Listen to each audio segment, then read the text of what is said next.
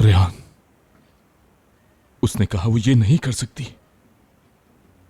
मुझे माफ कर देना। मुझे छोड़कर चली गई है वो।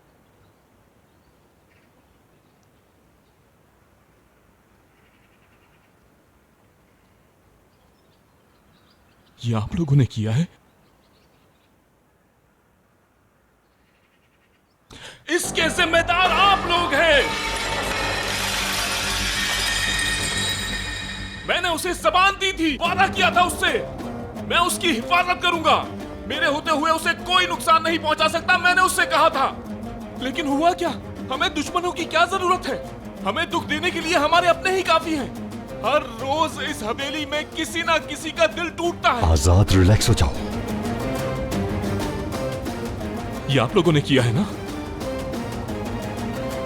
2 दिन भी उस लड़की को सुकून से नहीं रहने दिया आप लोगों ने। 2 दिन भी। आजाद, अंकल, जिसने भी ये किया है उसे इसका हिसाब देना पड़ेगा। बताएं अभी आपने उसे कहां भेजा है? बेटा, हमें कसम से कुछ नहीं पता। ये बात तो हम खुद तुम्हारे मुंह से सुन रहे हैं।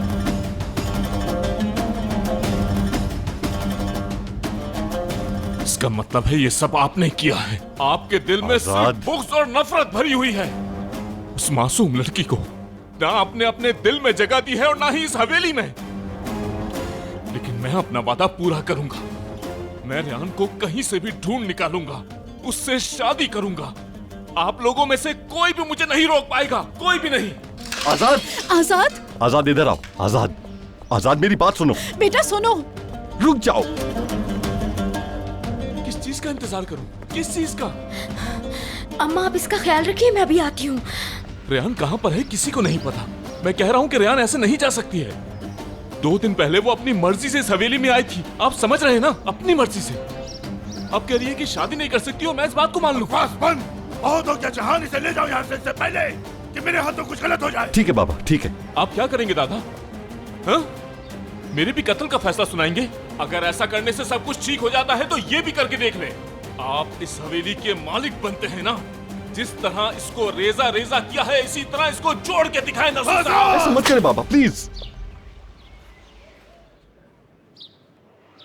प्लीज।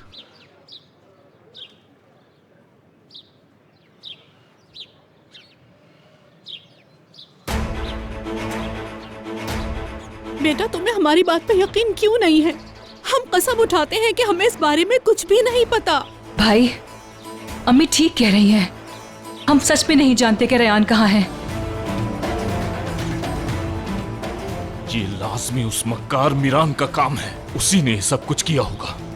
वैसे भी उसका जब जी चाहता है आराम से इस हवेली में दाखिल हो जाता है। क्या पता आप लोगों ने ही उसे मीरान के हवाले कर दिया हो।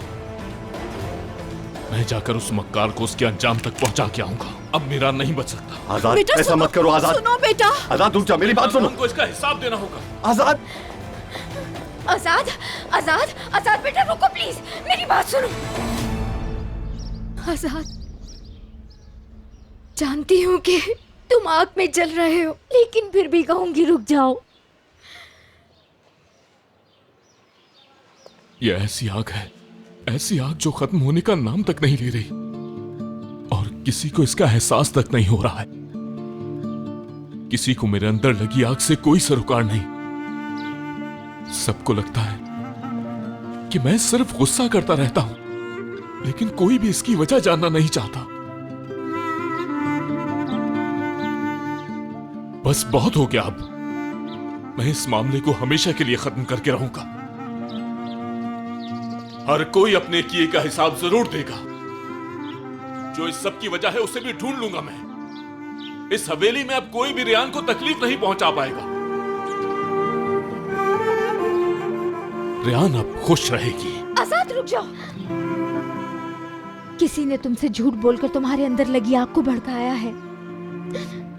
तुम अपनी माँ और अपने दादा को कसूरवार मत समझो, इसमें उनका कोई कसूर नहीं है। रेहान अपनी मर्जी से खुद गई है। उसे मलिका के साथ भेजा है। दरअसल बात यह है कि रेहान ये शादी नहीं करना चाहती थी और मना नहीं कर पा रही थी। मेरी बात को समझो। खुदा के वास्ते खुद को तबाह मत करो तुम। रेहान मुझे नहीं चाहती। वो मुझे इस हाल में अपनी मर्जी से छोड़कर गई।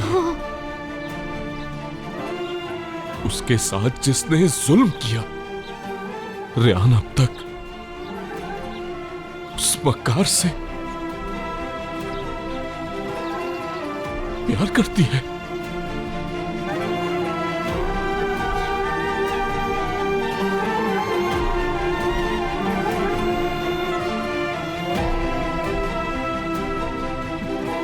देख लिया सबने, वो मनहूस कहाँ ले आई हम लोगों को।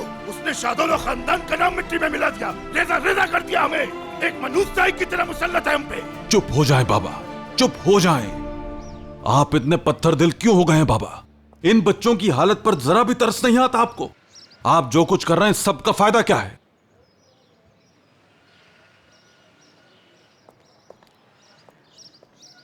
अंदर चलते जहान।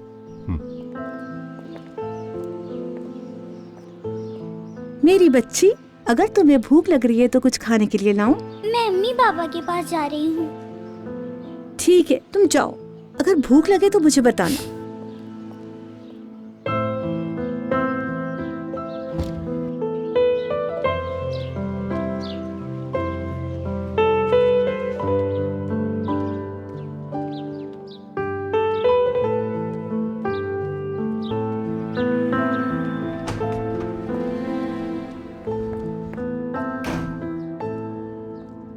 जहान, सोचा है अब क्या होगा? अगर आजाद रियान के पीछे चला गया तो? या अगर उस मीरान ने हमारे आजाद को गोली मार दी तो हम क्या करेंगे? अल्लाह हमारी मदद कर। कहाँ जाएगा वो, बताओ ना हानदान। इस हाल में कहाँ जा सकता है वो? तुमने उसकी हालत नहीं देखी? बेचारा पिघल कर रह गया है, टूट कर बिखर गया है, रेजा रेजा हो गया है वो। वो चाहे भी तो रियान को नहीं ला सकता। रियान को मैंने भिजवाया है, मैंने। क्या क्या मतलब इस बात का? भाई से बात की थी और कहा था कि देखो भाई, आप भी नहीं चाहते और मैं भी नहीं चाहता कि ये शादी हो। इस लड़की को कहीं भेज दो, बस ये प्रॉब्लम खत्म। सच कह रहे हो? ये तो तुमने बहुत अच्छा किया जहान। लेकिन काम खत्म नहीं हुआ, तुम बस देखती जाओ मैं कैसे इस मसले को हल करता हूं। मैं अपने भाई को भी इस हवेली से भेज दूंगा। उसके बाद सबको पता लग जाएगा कि जहान आगा कौन है। फिर उसके बाद अपने बेटे की शादी ऐसी लड़की से करूंगा कि पूरा शहर हैरान हो जाएगा। ऑफ कोर्स मेरे हस्बैंड, मुझे पूरा यकीन है कि मेरा हस्बैंड ये काम आसानी से कर लेगा। लेकिन हमें पहले रेहान के चैप्टर को क्लोज करना होगा। उसके बाद जो तुम्हारी मर्जी माय डियर हबी। वैसे क्या बात है आपकी, बहुत जबरदस्त प्लानिंग की है आपने। अब हम यकीनन इस मुश्किल वक्त से निकल जाएंगे। रेहान को घर से आपने भेजा है ना अब्बू? वाह भाई वाह। मैं अगर सारी जिंदगी में ये बात सोची तो मेरे दिमाग में ये प्लान नहीं आता। क्या बकवास कर रही हो, दफा हो जाओ यहाँ से। यारिन, तुम्हें पता भी है तुम क्या कह रही हो? आप लोग क्या समझते हैं कि भाई रेहान का पीछा छोड़ देगा ऐसे? दादा जान को खुश करने के लिए बस एक यही काम रह गया था कि आप लोगों के करने का। आप जो मर्जी कर लें बाबा, इस तरह से दादा जान का दिल आप कभी नहीं जीत सकते हैं। ऐसी घटिया प्लानिंग करके आप खुद की नजर में गिर गए हो।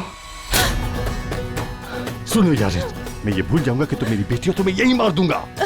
किस अंदाज में मुझसे बात कर रही हो? अपनी जबान को काबू में रखो। खानदान, जवाब दो मुझे, आखिर इसकी प्रॉब्लम क्या है? चलो आजाद और रियान की वजह से परेशान है, लेकिन इसकी क्या प्रॉब्लम है? तुम दोनों मेरी पीठ पीछे क्या खेल खेल रहे हो? कसम से हमने कोई खेल नहीं खेला है। ये सिर्फ अपने भाई की वजह से परेशान है क्योंकि ये दोनों एक दूसरे को उदास नहीं देख सकते। पता है मुझे क्या चाहिए अब्बू? क्या सच में आपको वाकई जानना है कि आपकी बेटी को क्या चाहिए? तो सुने फिर आप आज। यारिन, अपना मुंह बंद करो और यहाँ से चलो। और ज्यादा परेशान होने की जरूरत नहीं, तुम्हारा भाई अभी आ जाएगा। अब चलो चलो यहाँ से।